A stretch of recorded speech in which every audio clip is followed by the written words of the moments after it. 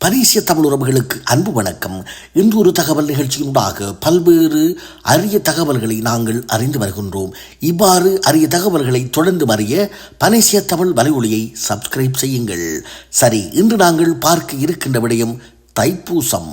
இந்த தைப்பூசம் பற்றிய 61 அரிய தகவல்களை பார்க்கலாம் வாருங்கள். தைப்பூசம் இந்தியாவில் மட்டுமன்றி இலங்கை, சிங்கப்பூர், மலேசியா, மொரீசியஸ் நாடுகளிலும் கொண்டாடப்படுகிறது. தைப்பூச தினத்தன்று எல்லா முருகன் தலங்களிலும் முருகப்பெருமான் வீதி உலா வருவார். பௌர்ணமி தினத்தன்று முழு நிலவு சமயத்தில் பூச நட்சத்திரம் வரும்போது சிறப்பு வழிபாடுகள் செய்வதே தைப்பூசத்தின் முக்கிய நிகழ்வாகும். இரணியவர்மன் என்னும் மன்னன் சிதம்பரத்திற்கு வந்து நிறைய திருப்பணிகள் செய்தான். அவன் நடராஜ பெருமானை ஒரு தைப்பூச நாளில் தான் நேருக்கு நேர் சந்திக்கும் பேற்றை பெற்றான். சிதம்பரத்தில் நடராஜர் உமாதேவியுடன் ஆனந்த நடனமாடி பக்தர்களுக்கு தைப்பூச தினத்தன்றுதான் தரிசனம் கொடுத்தார். தேவர்களின் குருவான பிரகஸ்பதியின் நட்சத்திரம் பூசமாகும். எனவே தைப்பூச தினத்தன்று குறி வழிபாடு செய்வது மிகுந்த பலனை தரும். தைப்பூசத்தன்று பழனிக்கு காவடி எடுத்து வரும் பக்தர்கள் வழிநடுக முருகனை நினைத்து பாடியபடி வருவதை வழக்கத்தில் வைத்திருந்தனர். அந்த பாடல்கள் காவடி சிந்து என்று அழைக்கப்பட்டன. தைப்பூசத்தை முன்னிட்டு கரூர் மாவட்டம் கொடுமுடியில் இருந்து காவிரி தீர்த்தம் எடுத்து தீர்த்த காவடியாக வருவதை கொங்கு மண்டல மக்கள் மிகவும் சிறப்பாக நினைக்கிறார்கள். முருகப்பெருமானின் அருள் பெற இருக்கும் விரதங்களில் தைப்பூச விரதமே முதன்மையானதாக கருதப்படுகின்றது. தைப்பூச தினத்தன்று குழந்தைகளுக்கு காது குத்துவது, கல்வி கற்க தொடங்குதல், கிரகப்பிரவேசம் செய்வது சிறப்பானதாக கருதப்படுகிறது. தைப்பூசத்தை முன்னிட்டு சென்னை மயிலாப்பூர் கபாலீஸ்வரருக்கு தேனபிஷேகம் செய்யப்படும். தைப்பூச திருநாளில் தொட்டதெல்லாம் துலங்கும் என்றொரு பழமொழி உண்டு. தைப்பூச தினத்தன்று சிவாலயங்களில் வழிபாடு செய்தால் கணவன் மனைவி இடையே அன்பு அதிகரிக்கும், பிரியாத வரத்தை பெறலாம். தைப்பூசம் முருகனுக்கு செய்யும் சிறப்பு விழாவாகும். அன்றுதான் முருகன் வள்ளியை மனம் புரிந்து கொண்டார். சூரனை அழிக்க பார்வதி தன் சக்தி ஆற்றல் அனைத்தையும் திரட்டி ஒன்று சேர்த்து வேலாக மாற்றி அந்த சக்தி வேலை முருகனுக்கு அளித்த நாள் தைப்பூசம். இவ்வேல் பிரம்மவித்யா சொரூபமானது. தைப்பூச நன்னாளில் தான் உலகின் முதலில் நீரும் அதிலிருந்து உலகும் உயிரினங்களும் தோன்றியதாக புராணங்கள் கூறுகின்றன. தைப்பூச நன்னாளில் ஸ்ரீரங்கம் ரங்கநாத பெருமான் தன் தங்கை சமயபுரத்தம்மனுக்கு சீர்வரிசைகள் கொடுப்பார். இதையொட்டி சமயபுரத்தில் 10 நாட்கள் திருவிழாவும் அம்மன் புறப்பாடும் சிறப்பாக நடைபெறும். தைப்பூசத்தன்று பழனி முருகனின் அபிஷேக ஆராதனையை தரிசிப்பதனால் நம்முடைய சகல பாவங்களும் தீரும். மேலும் இந்த நன்னாளில் சுபகாரியங்கள் செய்தால் தம்பதிகள் வாழ்வில் எல்லா வளமும் நலமும் கிடைக்கும். தைப்பூச நன்னாளில் தான் ஞானசம்பந்தர் மயிலாப்பூரில் பாம்பு கடித்து இறந்து போன பூம்பாவை என்ற பெண்ணின் அஸ்தி கலசத்திலிருந்து அப்பெண்ணை உயிருடன் எழுந்து வரும்படி பதியம் பாடி உயிர்ப்பித்தார். இது மயிலை கபாலீஸ்வரர் ஆலயத்தில் தான் நடைபெற்றது. இதை மயிலை புராணம் கூறுகிறது. இச்சந்நிதி மயிலை கபாலீஸ்வரர் ஆலயத்தில் கொடிமரம் அருகே உள்ளது. தில்லை நடராசருக்கும் இந்த பூச நன்னாள் உகந்தது. இவர் பார்வையுடன் நடத்திய ஆனந்த நடனத்தை தில்லை சிதம்பரத்தில் பதஞ்சலி முனிவர், ஆதிசேஷ அம்சம், வியாக்கிய பாதர், புலிக்கால் முனிவர், ஞைன முனிவர் என்று சொல்லப்படுபவர்கள். இவர்களும் தில்லைவாழ் அந்தனர் 3000ங்களும் 30 முக்கோடி தேவர்களும் இந்த தைப்பூச நன்னாளில்தான் ஆனந்த நடனம் கண்டு களித்தனர்.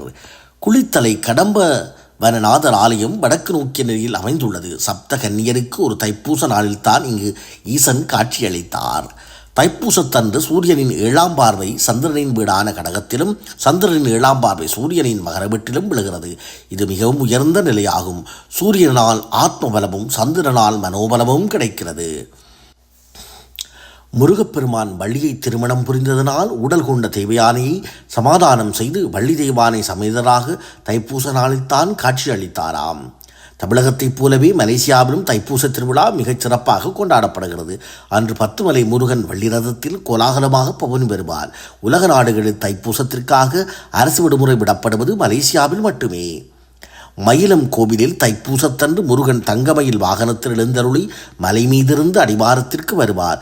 இந்த காட்சியை காண்போருக்கு மறுபிறவியில்லை என்பது நம்பிக்கையாக உள்ளது. விராலிமலை முருகன் ஆலயத்தில் தை மாத பிரமோற்சவத்தில் வள்ளி தீபானை சமேதராக சுப்பிரமணியர் மயில் மேல் காட்சி தருவார். தைப்பூசத்தன்று இங்கு தேரோட்டம் நடைபெறும். ஆய்க்குடி ஹரிராம சுப்பிரமணியர் ஆலயத்தில் தை மாதம் புஷ்பாஞ்சலி வெகு விமரிசையாக நடைபெறும். அன்று பாலசுப்பிரமணியர் கருவறையை பூக்களால் நிரப்புவர். தைப்பூசத்தன்று நடத்தப்படும் பரிவேட்டை உற்சவம் இங்கு மிகவும் புகழ்பெற்றது.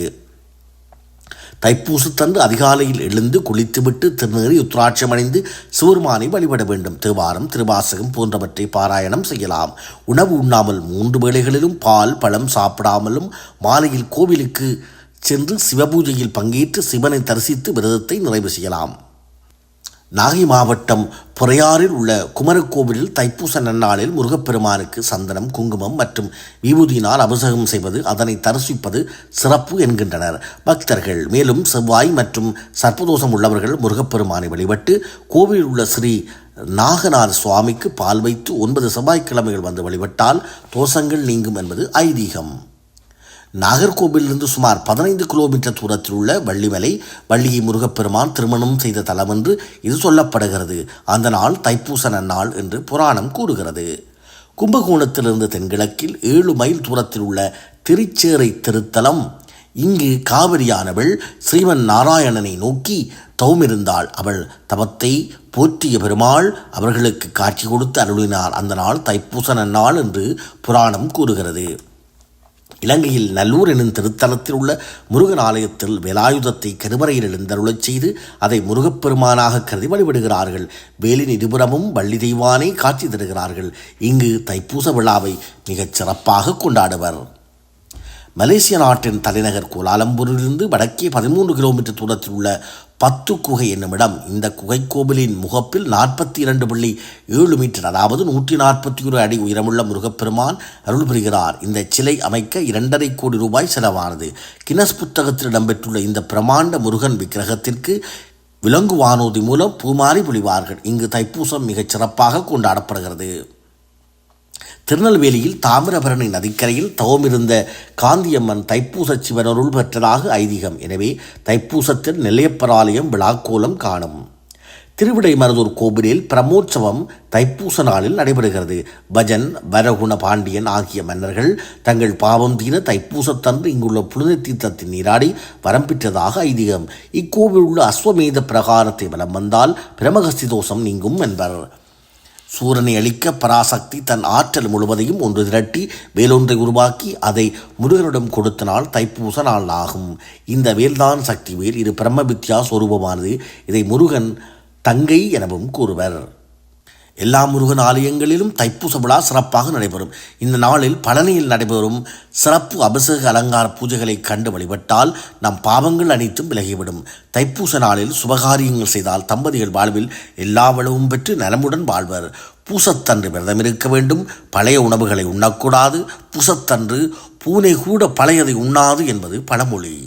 சனி பகவான் தொடாத கடவுள் முருகனே.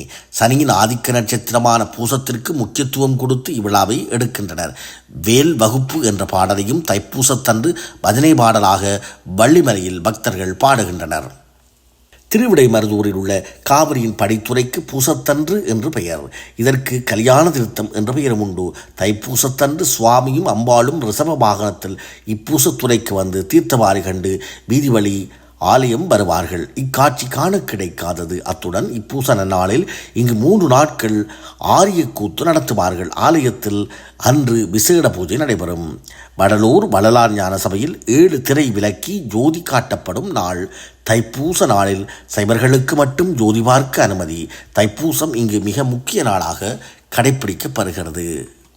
ஆமுறவுகளே, அந்த வகையிலே இந்த வருட தைப்பூசமானது எதிர்வருகின்ற 1ஆம் திகதி 2ஆம் மாதம் 2026ஆம் ஆண்டு ஞாயிற்றுக்கிழமை நடைபெறுகிறது. இந்த தைப்பூச நாளிலே நாம் எல்லாம் வல்ல இறைவனை வழிபட்டு சகல ஐஸ்வர்யங்களும் பெற்று நீடோழி வாழ்வோமாக. சரி உறவுகளே, மற்றும் ஒரு தகவலோடு உங்களை சந்திப்போம்.